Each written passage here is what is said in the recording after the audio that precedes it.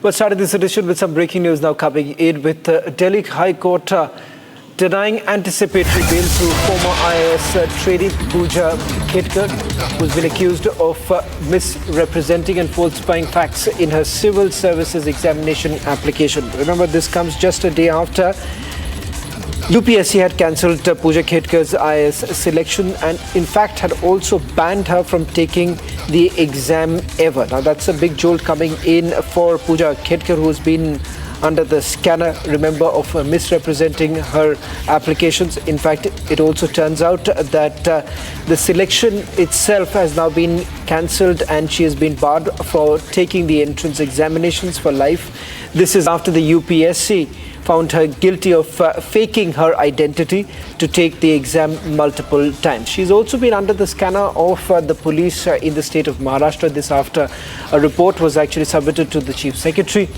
It turns out that the Pune police, which has also carried out searches in Pune, have been on the lookout for Pooja Khetkar.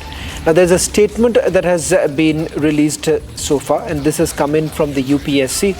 And in the statement, they've made a mention that a show cause notice has also been issued to Pooja Khetkar, and they've provisionally recommended candidate of the civil services examination for fraudulently availing attempts beyond the permissible limit provided in the examination rules by faking her identity. So UPSC says prima facie it appears that she has faked her identity.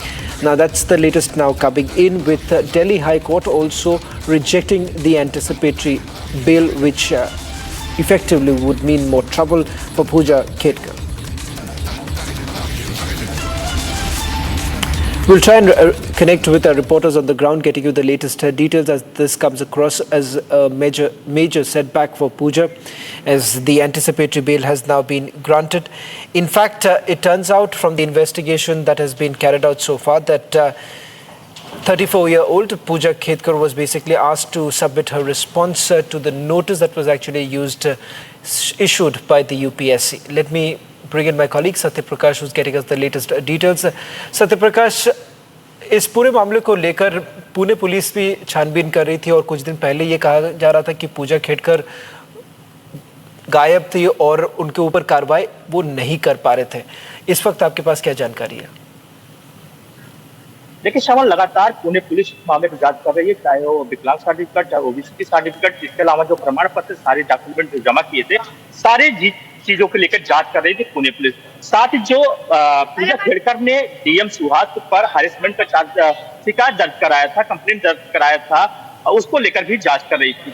लगातार Pune police पूजा खेड़कर से संपर्क करने की कोशिश कर रही थी, लेकिन पूजा खेड़कर का कुछ पता नहीं चल पा रहा था। 2 नोटिस भेजा था पूजा खेड़कर को, लेकिन पूजा खेड़कर पुणे पुलिस नहीं आ रही थी इस मामले को लेकर।